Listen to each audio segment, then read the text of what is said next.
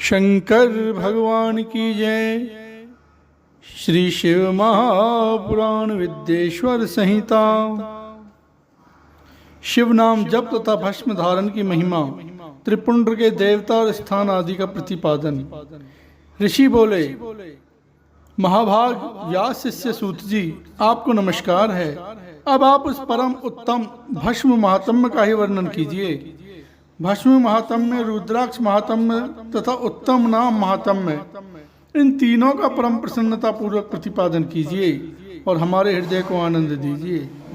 सूत जी ने कहा, हे महर्षियों, आपने बहुत उत्तम बात पूछी है। यह समस्त लोकों के लिए हितकारक विषय है।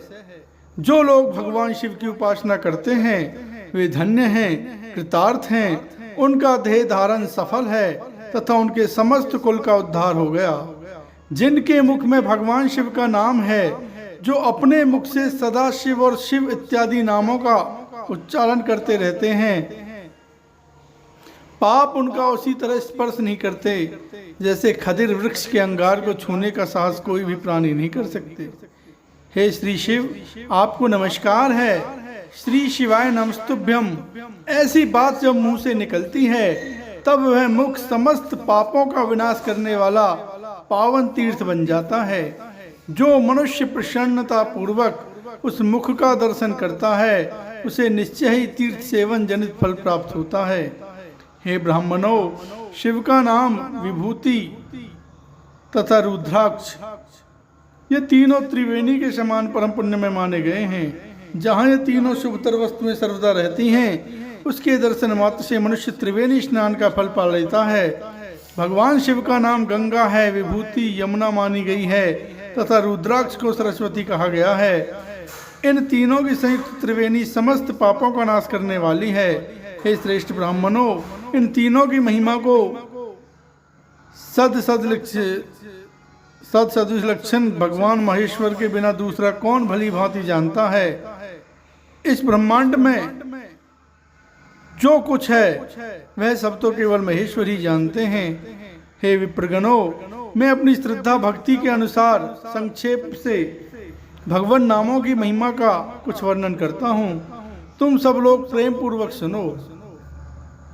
यह नाम महात्म्य समस्त पापों को हर लेने वाला सर्वोत्तम साधन है।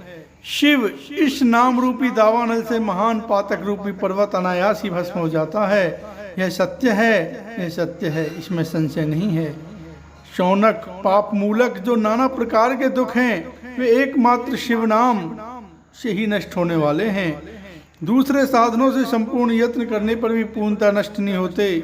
जो मनुष्य इस भूतल पर सदा भगवान शिव के नामों के जप में ही लगा हुआ है, वह वेदों का ज्ञाता है, वह पुण्यात्मा है, वह धन्यवाद का पात्र है तथा वह विद्वान माना गया है। हे मुने, जिनका शिव नाम जप में विश्वास है, उनके द्वारा आचरित नाना प्रकार के धर्म तत्काल फल देने के लिए उत्सुक हो जाते हैं। महर्षि, भगवान शिव के नाम से जितने पाप नष्ट होते हैं, उतने पाप मनुष्य इस भूतल पर कर नहीं सकते। जो शिव नाम रूपी नौका पर आरूढ़ हो संसार रूपी समुद्र को पार करते हैं, उनके जन्म मरण रूप संसार के मूलभूत वे सारे पाप निश्चय ही नष्ट हो जाते हैं। हे महामुने, संसार के मूलभूत पातक रूपी पादपों का शिव नाम रूपी कुठार से निश्चय ही नाश हो जाता है। जो पाप रूपी दावानल से पीड़ित हैं, उन्हें शिव नाम रूपी अमृत का पान करना चाहिए। पापों के दावानल से दग्ध होने वाले लोगों को उस शिव नाम अमृत के बिना शांति नहीं मिल सकती।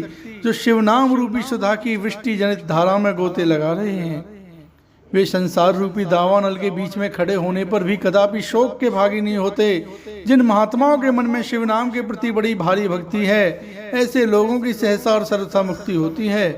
मुनीश्वर, जिसने अनेक जन्मों तक तपस्या की है, उसी की शिव नाम के प्रति भक्ति होती है, जो समस्त पापों का नाश करने वाली है। जिसके मन में भगवान शिव के नाम के प्रति कभी खंडित न होने वाली असाधारण भक्ति प्रकट हुई है, उसी के लिए मोक्ष सुलभ है, यह मेरा मत है।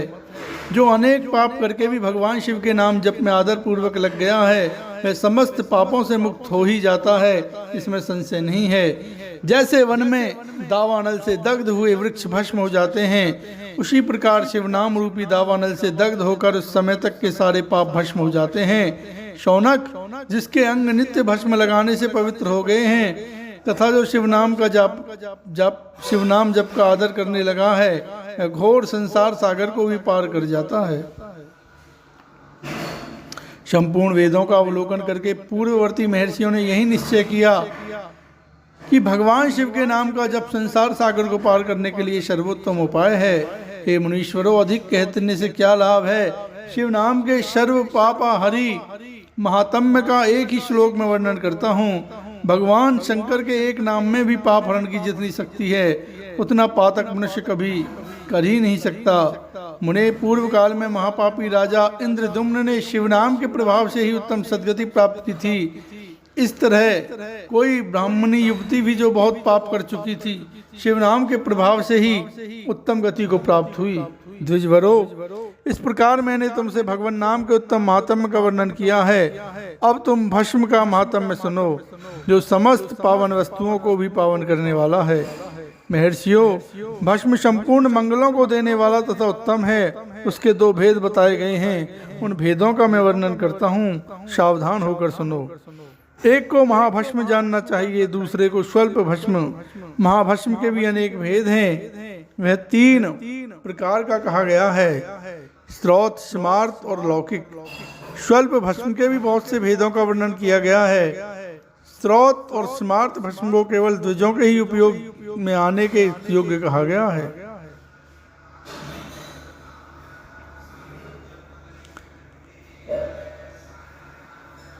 तीसरा जो लौकिक भस्म है वह अन्य सब लोगों के भी उपयोग में आ सकता है। श्रेष्ठ महर्षियों ने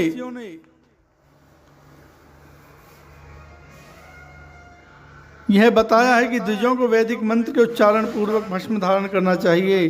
दूसरे लोगों के लिए बिना मंत्र के ही केवल धारण करने का विधान है। जले हुए गोबर से प्रकट होने वाला भस्म आग्नेय कहलाता है। महामुने, वह भी त्रिपुंड का द्रव्य है, ऐसा कहा गया है। अग्निहोत्र से उत्पन्न हुए भस्म का भी मनीषी पुरुषों को संग्रह करना चाहिए। अन्य यज्ञ से प्रकट हुआ भस्म भी त्रिपुंड धारण के क्रम में आ सकता है। जाबाल उपनिषद में आए हुए अग्नि इत्यादि 7 मंत्रों द्वारा जल मिश्रित भस्म से धूलन विभिन्न अंगों में मर्दन या लेपन करना चाहिए। महर्षि जाबाली ने सभी वर्णों और आसनों के लिए मंत्र से या बिना मंत्र के भी आदर पूर्वक भस्म से त्रिपुंड लगाने की आवश्यकता बताई है। समस्त अंगों में सजल भस्म को मलना अथवा विभिन्न अंगों में तिरछा त्रिपुंड लगाना, इन कार्यों को मोक्षार्थी पुरुष प्रमाद से भी न छोड़े, ऐसा श्रुति का आदेश है। भगवान शिव और विष्णु ने भी त्रियक त्रिपुंड धारण किया है। अन्य देवियों सहित भगवती उमा और लक्ष्मी देवी ने भी वाणी द्वारा इसकी प्रशंसा की है। ब्राह्मणों, क्षत्रियों, वैश्यों, शूद्रों, वर्ण संकरों तथा जाति भ्रष्ट पुरुषों ने भी उद्धूलन एवं त्रिपुंड के रूप में भस्म धारण किया है।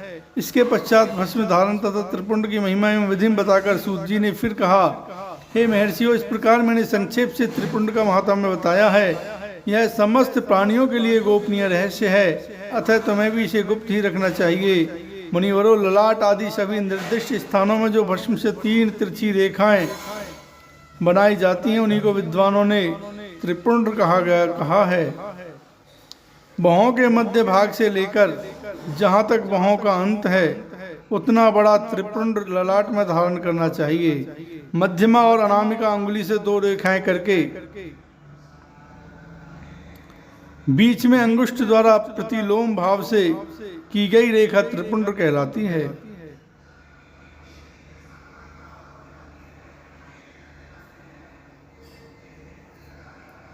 अथवा बीच की 3 उंगलियों से भस्म लेकर यत्न पूर्वक भक्ति भाव से ललाट में त्रिपुंड धारण करे। त्रिपुंड अत्यंत उत्तम तथा भोग और मोक्ष को देने वाला है। त्रिपुंड की 3 रेखाओं में से प्रत्येक के 9 देवता हैं जो सभी अंगों में स्थित हैं। मैं उनका परिचय देता हूँ, सावधान होकर सुनो।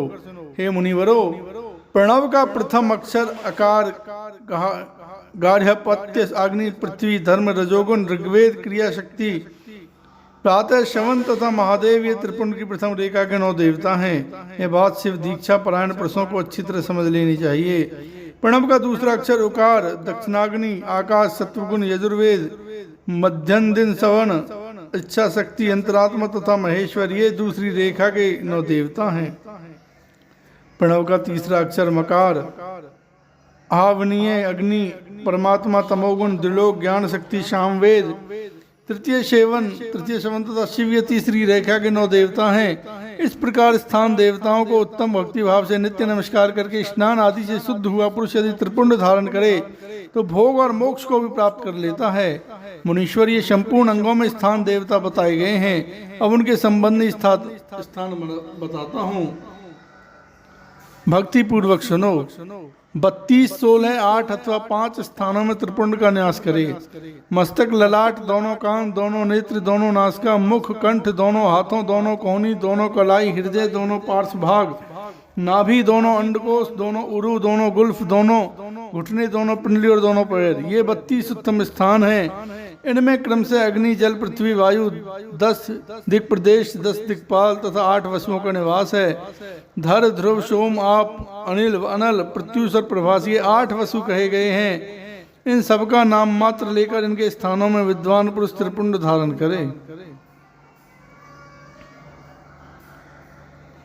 अथवा एकाग्र चित्त होकर 16 स्थान में ही त्रिपुंड धारण करे। मस्तक, ललाट, कंठ, दोनों कंधों, दोनों भुजाओं, दोनों कोहनियों तथा दोनों कलाइयों में, हृदय में, नाभि में, दोनों पसलियों तथा पृष्ठभाग में त्रिपुंड लगाकर वहाँ दोनों अश्विनी कुमारों का, शिव, शक्ति, रुद्र, ईश तथा नारद का, वामा आदि 9 शक्तियों का पूजन करे।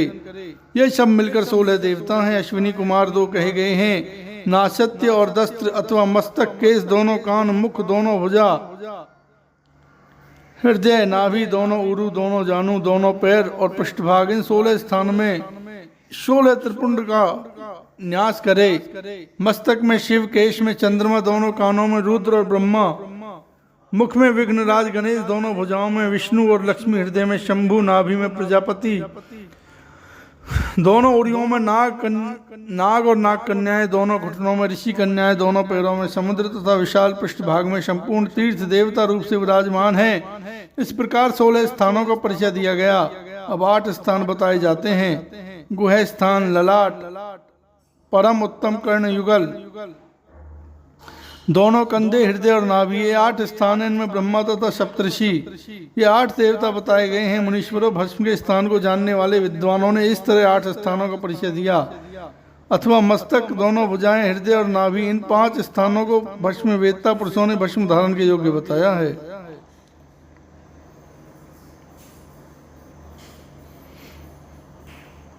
यथासंभव देश काल आदि की अपेक्षा रखते हुए उद्धूलन का अभिमंत्रित करना और जल में मिलाना आदि कार्य करे। यदि उद्धूलन में भी असमर्थ हो तो त्रिपुंड आदि लगाए। त्रिनेत्रधारी, तीनों गुणों के आधार तथा तीनों देवताओं के जनक भगवान शिव का स्मरण करते हुए नमः शिवाय कहकर ललाट में त्रिपुंड लगाए। ईशाभ्याम नमः ऐसा कहकर दोनों पार्श्व भागों में त्रिपुंड धारण करे। बीजाभ्याम नमः यह बोलकर दोनों कलाइयों में भस्म लगावे। पितृभ्याम नमः कहकर नीचे के अंग में, उमेशाभ्याम नमः कहकर ऊपर के अंग में तथा भीमाय नमः कहकर पीठ में और सिर के पिछले भाग में त्रिपुंड लगाना चाहिए। बोलिए श्री शंकर भगवान की जय।